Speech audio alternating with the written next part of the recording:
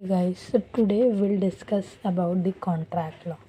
तो आप सभी ने सुना होगा कि अगर एक party, suppose party A sale कर रही है अपनी प्रॉपर्टी बी को, तो there is a agreement between them, there is a contract between them.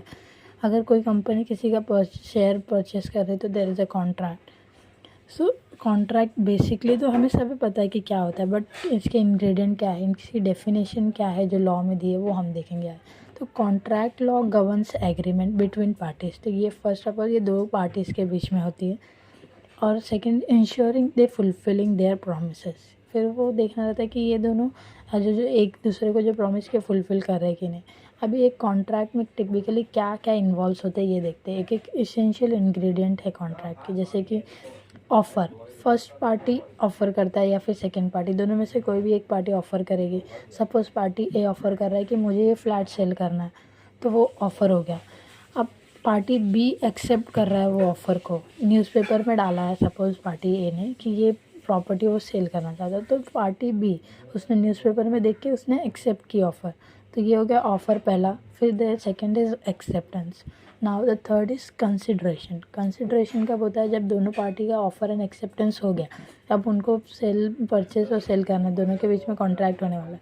तो now the terms come is consideration. तो दोनों पार्टी डिसाइड करेंगे। पार्टी ए बोलेगा कि मैं ये पर्टिकुलर फ्लैट इस अमाउंट में बेचना चाहता हूँ तुम्हें, तो वो दैट इज़, फिर वो कंसिड्रेशन हो गया कि फ्लैट के बदले तुम मुझे मनी दोगे, दैट इज़ अमाउंट वैल्यू जो भी है फ्लैट का।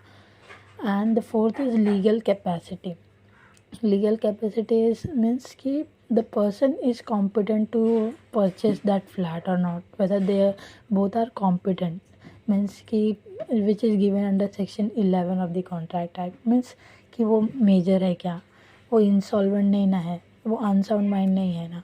तो that is the legal capacity which is given under section 11 of the Indian contract act 1872। Now the fourth is legality of the purpose, कि वो किस पर्पस के लिए ले रहे।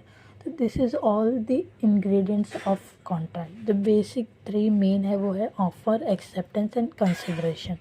So that was the definition and essential ingredient of contract. Now we'll understand it with the example.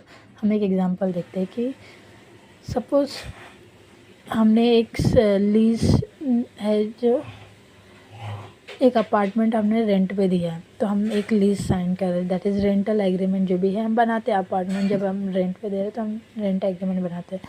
तो उसमें हमने एक ऑफ़र दिया, फिर उन्होंने सब एप्लीकेशन सब एक्सेप्ट किया। फिर वो एक्सेप्ट करने के बाद फिर उसका कंसिडरेशन हुआ, फिर वो बोथ पार्टी लीगल कैपेसिटी में है।